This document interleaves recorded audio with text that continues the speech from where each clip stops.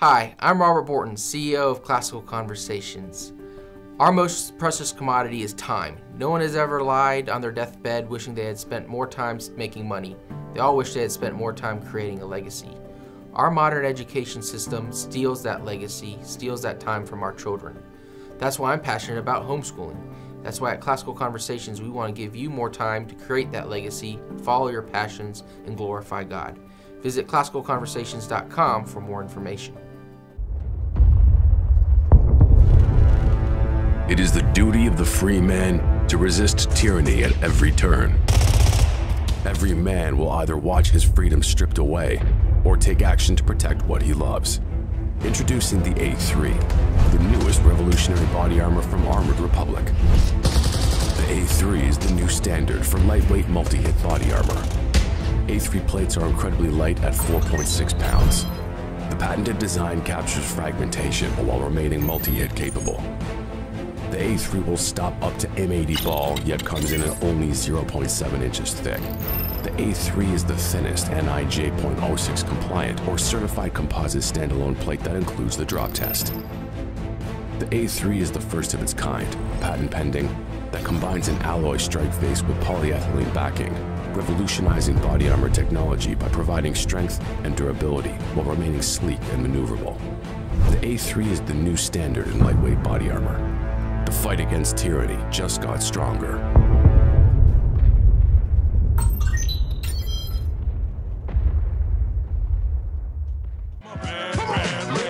In my hands, I'm a bad man. Even in the fight with my hands, I'm a bad man. Living in the streets, all my life, I'm a bad man. I'm a bad man. You know what time it is. We know we're going to play this theme song. This is our man Steve Deace's theme song. Everybody knows what time it is. Yeah. I'm a bad man. I'm a bad man. Hey, y'all. Welcome to CrossPolitic on the Fight Laugh Feast Network. Pastor Toby Chuck Knox, I'm the water boy. It's good to be with you. And if you haven't joined us before, with knowing this theme music, we have Steve Deace coming on to talk about his new book, The Rise of the Fourth Reich. Yes, everybody needs a copy of this. This is a history book that your kids need to read, and you need to stick around for this interview. But before that, today's culture shifts like sand, but the new St. Andrews College is established on Christ, the immovable rock. The college is a premier institution that forges evangelical leaders who don't fear or hate the world. Guided by God's word, equipped with the genius of classical liberal arts and God-honoring wisdom, and a faculty dedicated to academic rigor and God's kingdom, New St. Andrews College offers an education that frees people. Logic and language, hard work and joyful courage, old books and godly professors. New St. Andrews College provides time-tested resources that can equip your student for any vocation. So find out more today or schedule a visit at New St. Andrews College at NSA.edu. NSA.edu. I mean, if you want to fight the Third and Fourth Reich, you got to send your kids to Is the third NSA. one done? Third and fourth. Third's still around. Oh. Hey, we're really grateful to have that bad man back, Steve Deace. He's national politics, Christian worldview, and principled conservatism with a snarky twist. Host of the Steve Deace Show on Blaze TV. Steve, thanks for joining us. And he's got his first movie coming out right. April 14th. Nefarious is the name of it. Is that right? That is the name of it, gentlemen, yes. Thank you for coming back on CrossPolitic. I mean, it seems like it was just a couple days ago, Steve. You're so kind. I love talking to you guys. I mean, you're really less personable, less flexible, and even more impolite than I am, and I just totally dig that about you. So thank you. There was a compliment in there somewhere. We'll take it. We'll take it. Something about I'll take it. Yeah. So the book is called The Rise of the Fourth Reich. Help us out, Steve. What is the Fourth Reich? The Fourth Reich is the global biomedical fascist state that has been lying in wait, just as the scriptures say, when the time was right, God sent his son.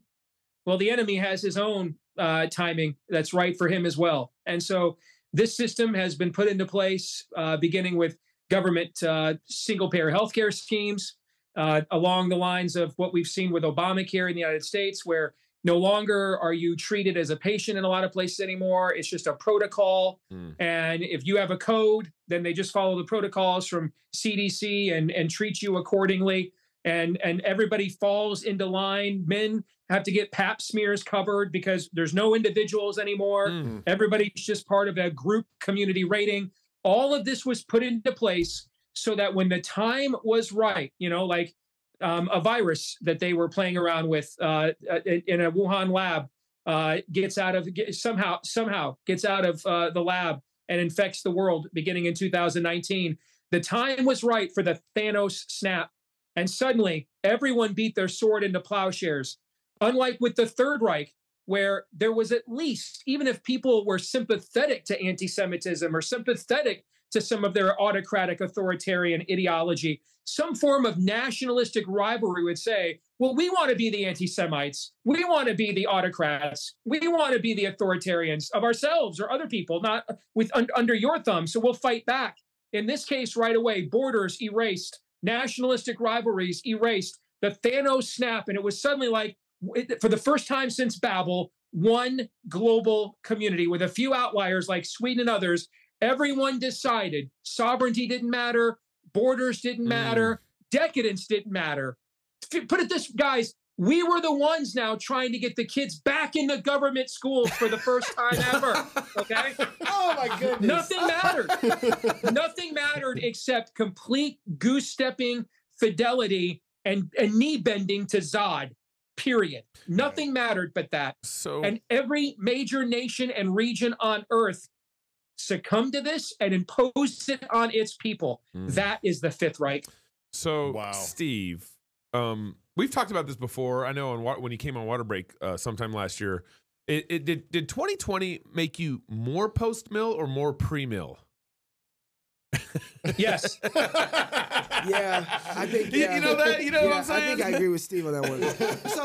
So Steve, I have to go back. When you said that you're talking about the social programs that got in place by Obamacare, but then it made me go back and think, like, this is a longer march than that. So you have to be pointing at Social Security and welfare as systems that were leading to this too, right? Well, those are the arguments that Reagan made in the early 60s when he traveled the country for General Electric and Pepsi, making speeches that these programs now we're going to add Medicare and Medicaid into the Great Society, that these are creeping acts of socialism. These are camel's noses under the tent. But here's the thing, though, I would say, is those programs do not provide, the social welfare net doesn't provide the unique invasion of bodily autonomy that the healthcare system does. The idea that you are no longer your own individual. Now, when a lot of us on the right got it, particularly as Christians, when we got into this business, it was to fight people like Bill Maher and Naomi Wolf, the feminists, right? Because they also believed we were individuals, but we weren't accountable to God either. We were just accountable to ourselves. Okay. Now we find ourselves often parroting the same remarks of people like Andrew Sullivan. Why? Because the argument that we had with the traditional left in America, we all agreed that human beings had conferred on them by existing some form of individual agency. We all agreed on this, some form of conscience that they could act on.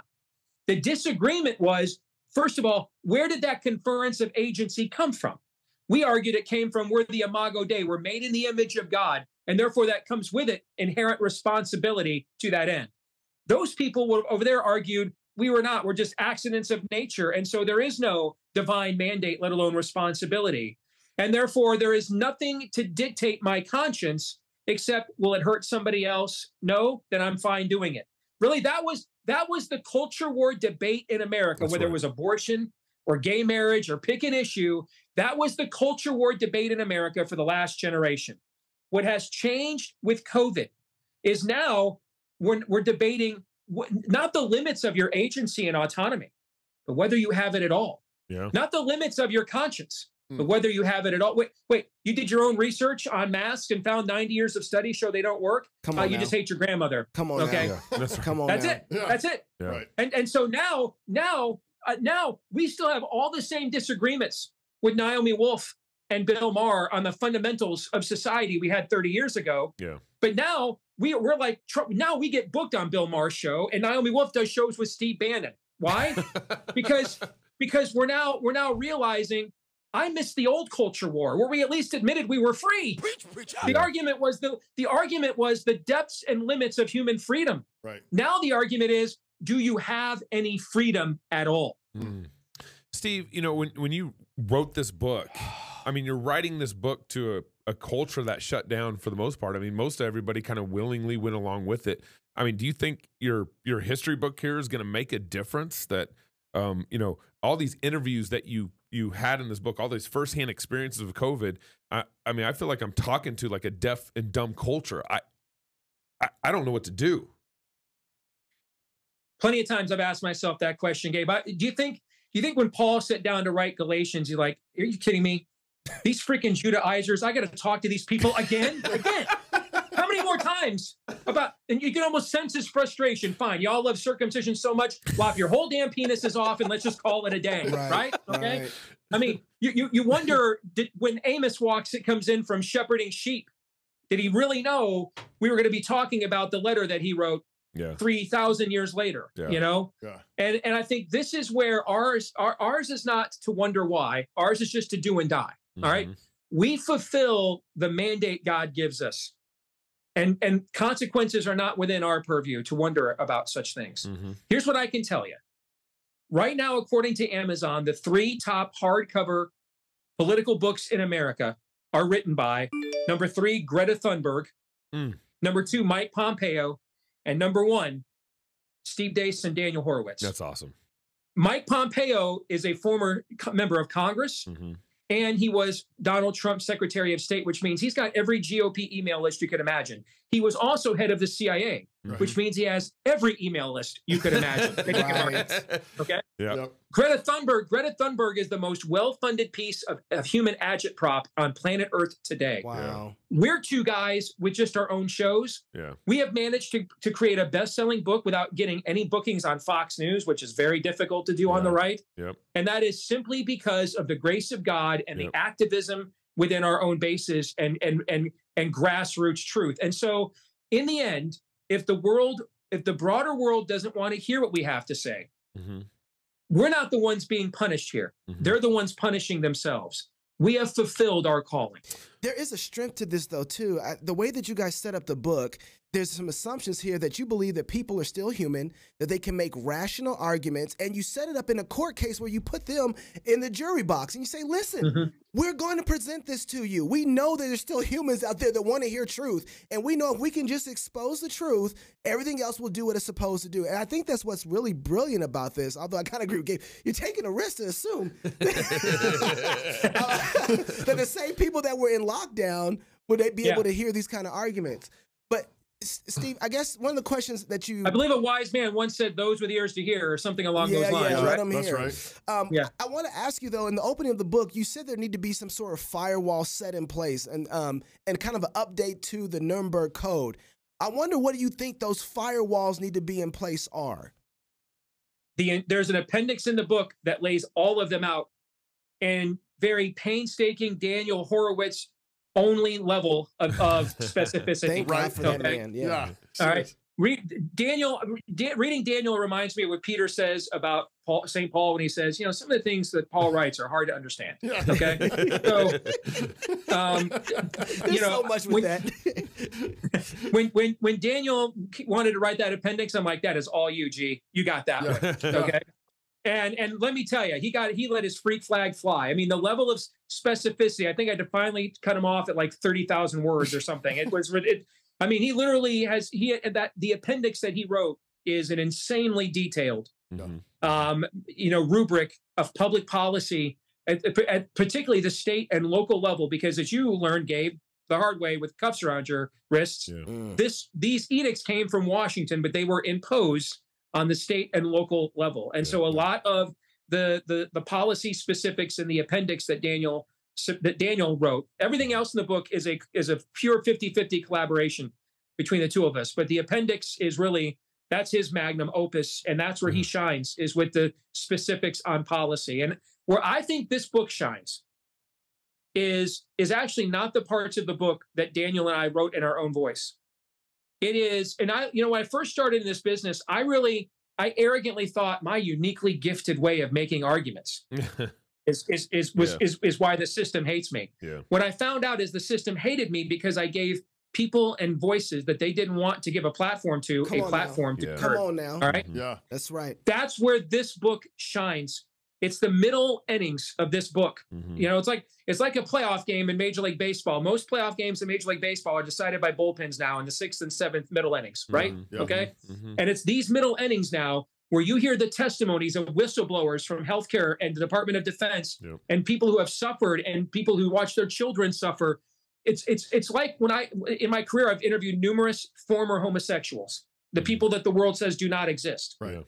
And this is where, you know, the formerly blind man says to the Sanhedrin, I don't know if this man's a sinner or not. Here's what I know. Yeah. I once was blind. Now I see. You know I was blind. You knew me when I was blind. Now I'm looking you in the eye. You have to deal with the power of my testimony. And I think that's where this book shines, is giving these people a platform to be heard when the media wants to act as if they don't exist. So, Steve, you summon these witnesses, you know, to the jury of public opinion. You summons them.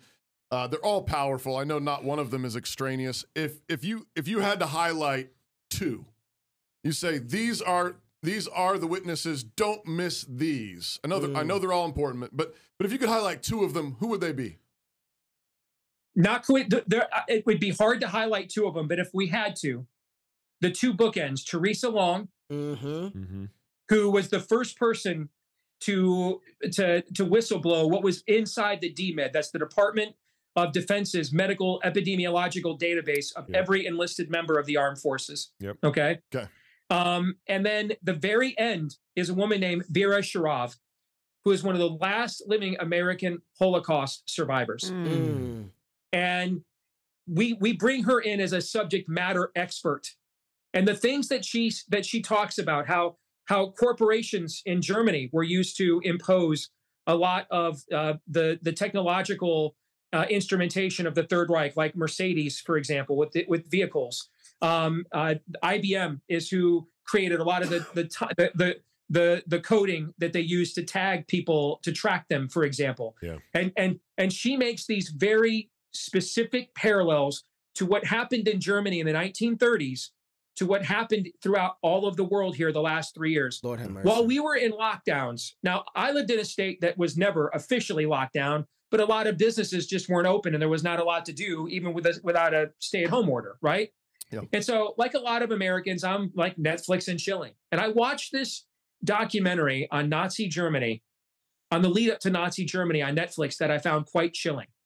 The documentary starts off talking about what Germany was like at the turn of the 20th century. It was the most enlightened, prosperous, progressive country on earth. It was the world's greatest superpower, coming out of Bismarck and the Prussian era. It was they had figured out benevolent autocratic dictatorship under the Kaisers, with democratic systems on a local level. It was a flourishing metropolis. They show silent film footage of of mass transit systems and stuff that look like a Fritz Lang film of the future from that era. And yet it was the present. It's what life was like in Hamburg and Berlin and much of Germany.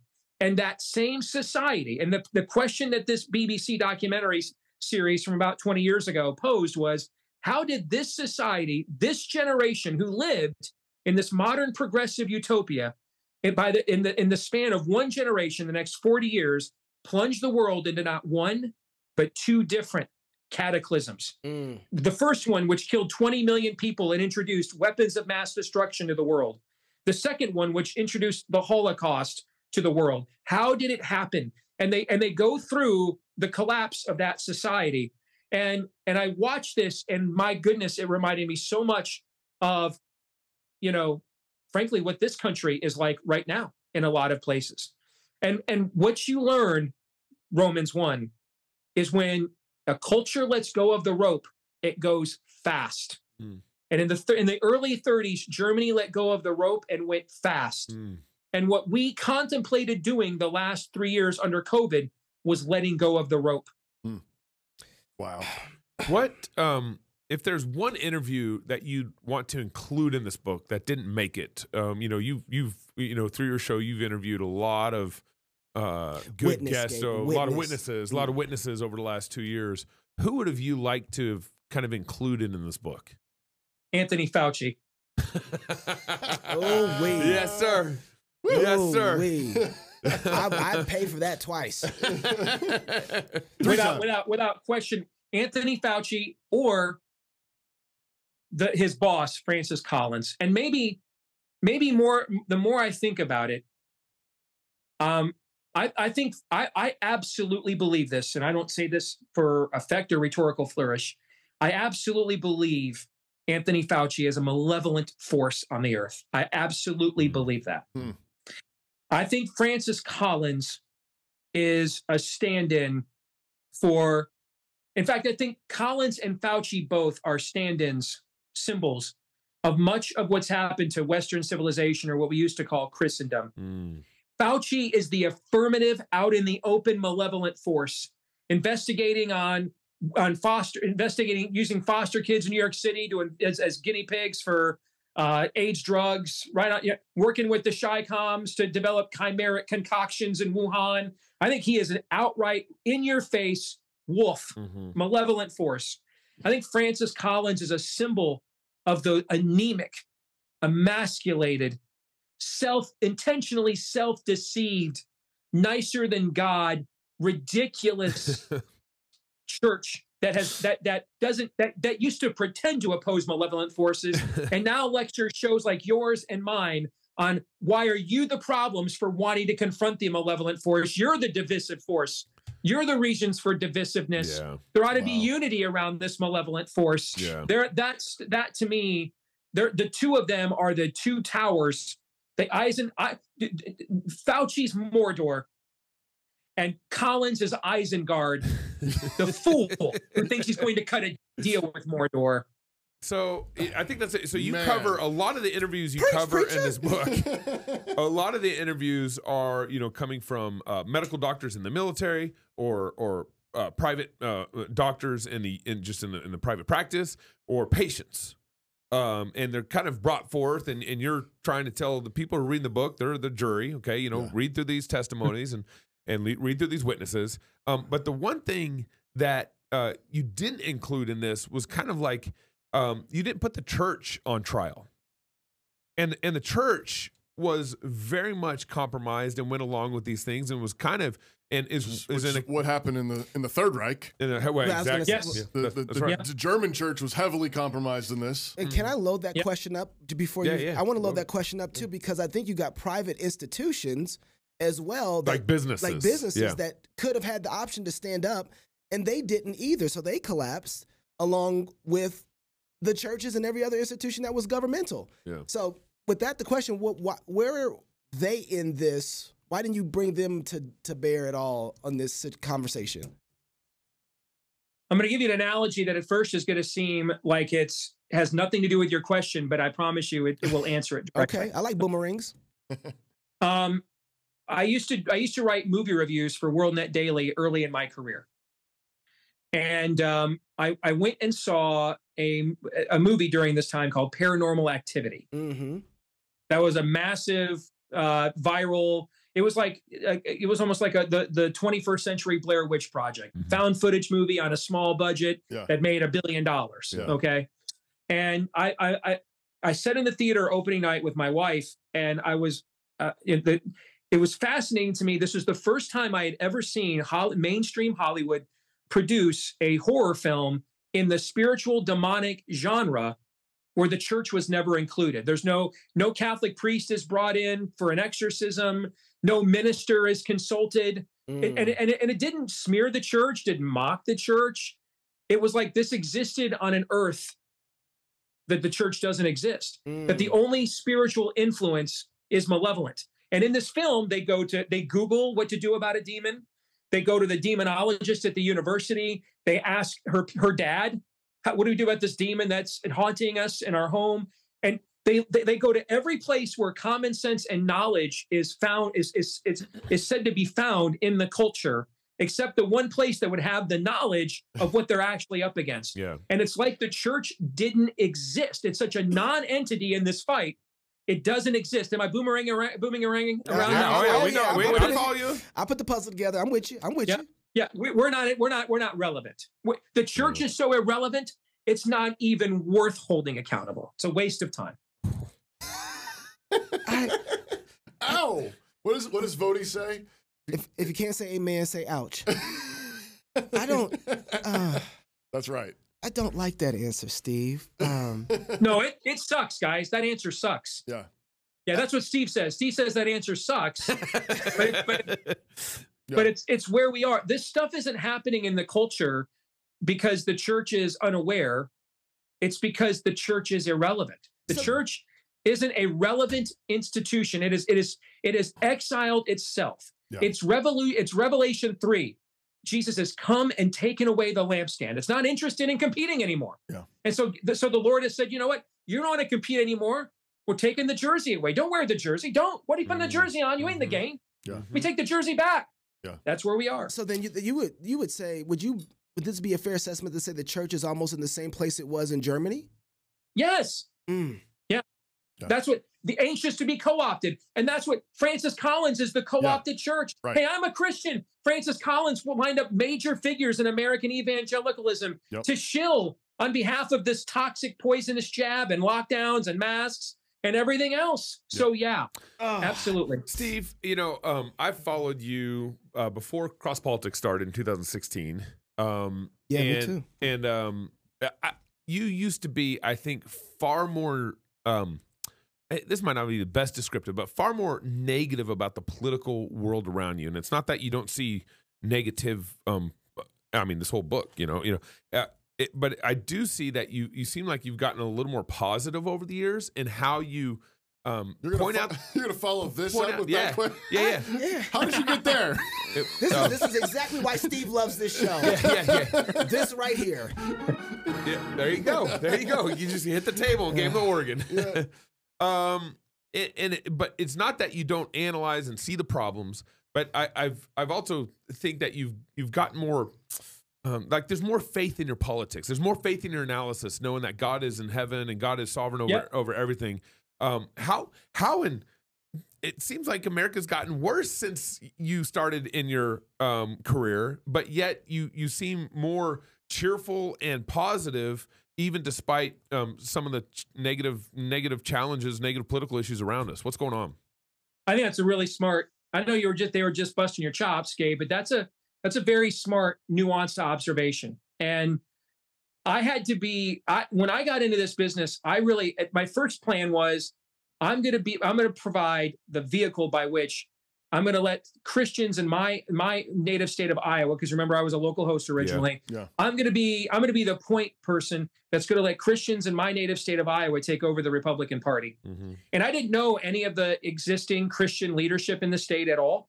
Mm-hmm. And so I just assumed, I'm a relatively new believer. I've only been a believer for a few years. These people have been believers, longer than I've been alive almost. So I assume they know what's going on. And I assume that they didn't take control already because they were outnumbered and outgunned, and they needed someone like me to come in and provide the weapon of mass destruction called the 50,000 watt blowtorch radio station that would give them the competitive edge. Yeah. And then I found, then I got those people into power and they knifed us repeatedly.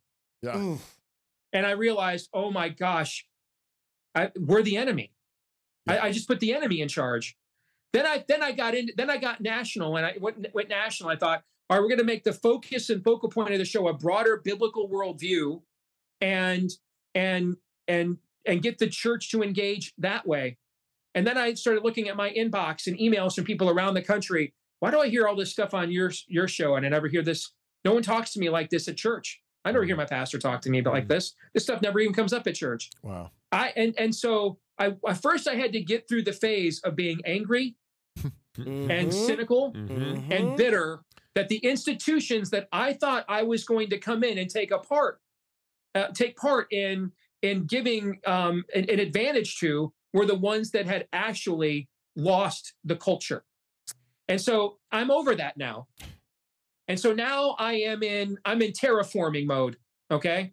Now I'm in, you know what? We'll just do this ourselves. I'm not waiting for institutions. I've set out, my company made millions of dollars or invested millions of dollars and ain't paid me the last few years, guys, to make this movie nefarious. It won't look or sound like any other faith-based film you've ever seen. It's just going to be a lot better than any other faith-based film you've ever seen. But we're already being told by the traditional, well, it's rated R.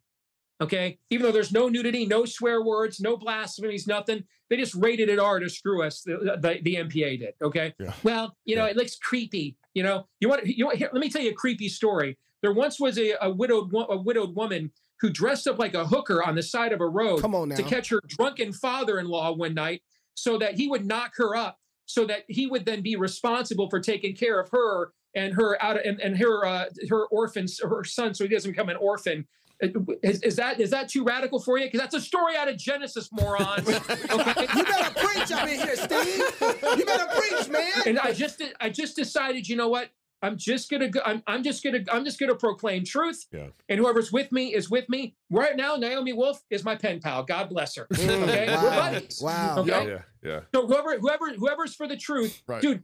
I said to Robert F. Kennedy Jr., schmuck, born to a 15-year-old mom from Iowa.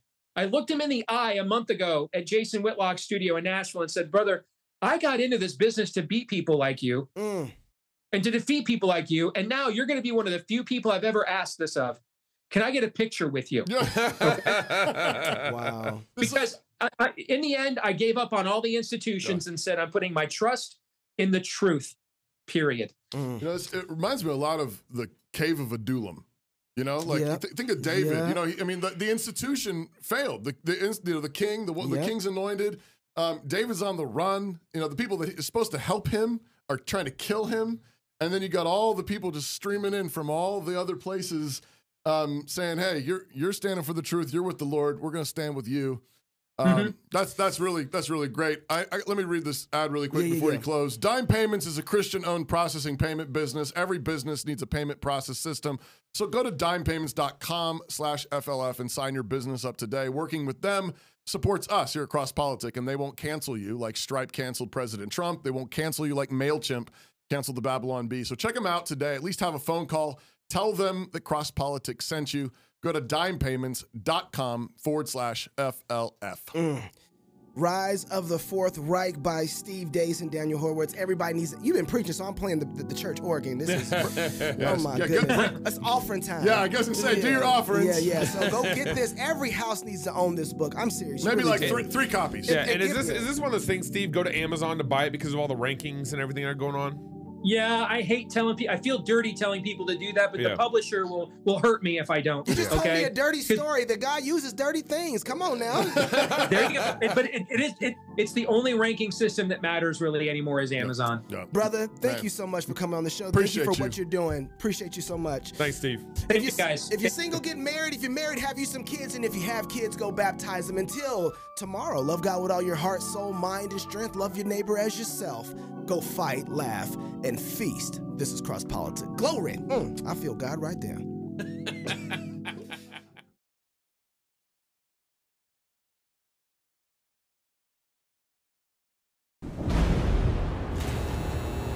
Do you think I'm evil? Evil isn't a clinical diagnosis. I'd like to ask about why you brought me here today. Do you believe in demonic possession? No. Well, then you won't believe anything I'm about to tell you. Then give me something to make me believe you. Okay. Let me inhabit you. He got in your head, didn't he? He claims he's a demon. He's a master manipulator. By the time he's done with you, you have your head so twisted around you think you're the killer. Before you leave here today, you will have committed 3 murders. Why would I do that? Legion mihi nominest, quia mortis honor. What are you doing? My name is Nefariamus. Names are important. They have power. They let everyone know who we are.